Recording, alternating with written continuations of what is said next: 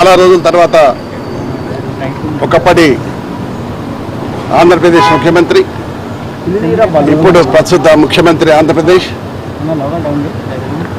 మాకు ఆనాడు ఎన్టీ రామారావు గారుతో పాటు చంద్రబాబు నాయుడు గారు మా రాజకీయ జీవిత ప్రస్థానం మొదలైంది.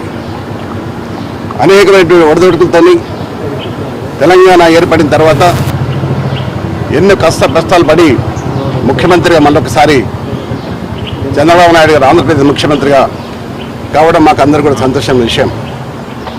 ఆనాడు ఎన్టీ రామారావు పాలన మళ్ళీ రావాలని, ఈ తెలంగాణలో కూడా మళ్ళీ ఎన్టీ రామారావు ఏ విధంగానైతే వివిధ బడుగు వర్గాల ఆశాజ్యోతిగా నిలిచాడో ఆ విధంగా తేవాలనే ఉద్దేశంతో ఈరోజు వారిని కలవడం జరిగింది.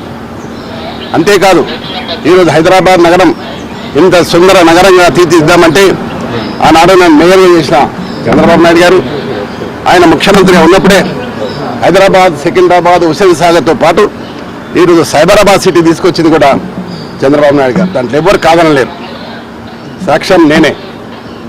ఈ హైదరాబాద్ నగరంలో clean and green the best city award, the best tourism award తీసుకొచ్చింది కూడా చంద్రబాబు నాయుడు గారు.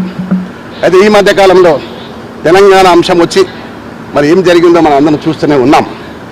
కానీ మళ్ళీ పూర్వ వైభవం తీసుకురావడానికి మేమందరం కూడా చంద్రబాబు నాయుడు కలవడం, మరొకసారి మనం పిలిచి మాట్లాడుతున్నాడు.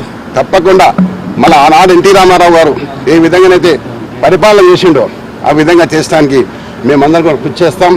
నేనందరినీ కూడా శ్రేణులకు వస్తున్నా. చాలామంది తెలుగుదేశంకు ఎన్టీ రామారావు అభిమానులు ఉన్నారు. ఇంకా వారందరూ కూడా ఏకతాటి మీద తీసుకొచ్చి మళ్ళీ పూర్వ వైభవం తీసడానికి మేము ప్రయత్నం చేస్తాం. 100% వెళ్తాం.